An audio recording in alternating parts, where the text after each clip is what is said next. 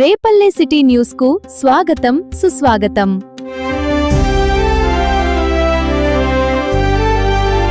నమస్కారం. మొన్న తెలుగుదేశం పార్టీకి నా సభ్యత్వానికి రాజీనామా చేయడం జరిగింది. త్వరలో గౌరవ మాజీ ముఖ్యమంత్రి జగన్మోహన్ రెడ్డి గారి సమక్షంలో వైఎస్ఆర్సీపీ పార్టీలో మంచి రోజు చూసుకుని చేరబోతున్నాను.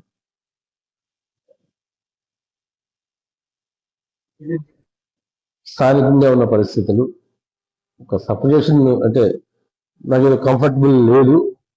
సఫికేషన్ ఉండటం వల్ల నేను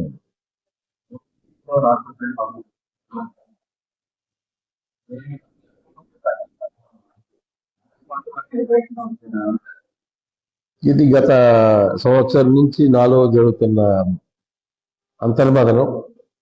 అంతర్మదనంలో భాగంగా ఈ సఫికేషన్లో కొద్దిగా ఇబ్బందికర పరిస్థితులు ఉంటే నాకు సరే ఇంకా మనం ఇక్కడ కంటిన్యూ అవ్వలేము.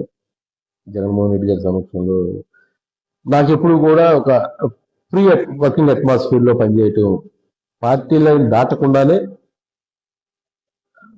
ఒక స్వతంత్రంగా పనిచేయటం అలవాటు.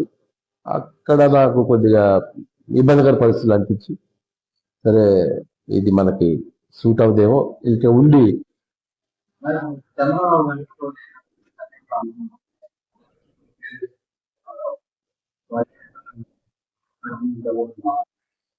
నేను పార్టీ అధిష్టానానికి కూడా నా యొక్క నిర్ణయం వలన కానీ నా యొక్క డిసాటిస్ఫాక్షన్ 2 నెలల క్రితమే తెలియపెట్టడం జరిగింది. అక్కడి నుంచి కూడా రెస్పాన్స్ అంత పాజిటివ్గా అనిపించలేదు. అంటే అఫ్కోర్స్ ఓకే, వాళ్ళు బిజీలో వాళ్ళు ఉండొచ్చు. అయితే మనమైతే ప్రజా జీవితంలో ఉన్నాడు, అలా బరుగులు పడిపోకూడదు, ఏదో ఒకటి ప్రజల కోసం పోరాడుతూ ఉండాలి కాబట్టి నాకు డెసిషన్ తీసుకున్నాను.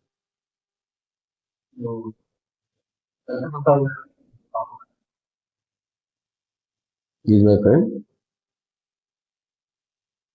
రాజకీయాల్లో పార్టీలు వేరైనట్టు మాత్రాన ఫ్రెండ్షిప్ ఎక్కడికి పోదు కదా.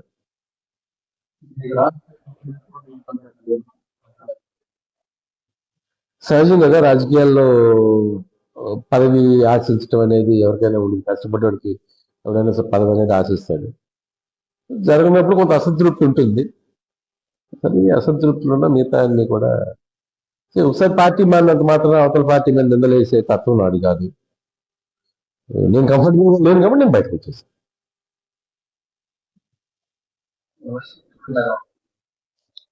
త్వరలో చెప్తాను, మీడియా మిత్రులందరికీ చెప్పిన తర్వాతే వెళ్ళి జగన్మోహన్ రెడ్డి గారి సమక్షంలో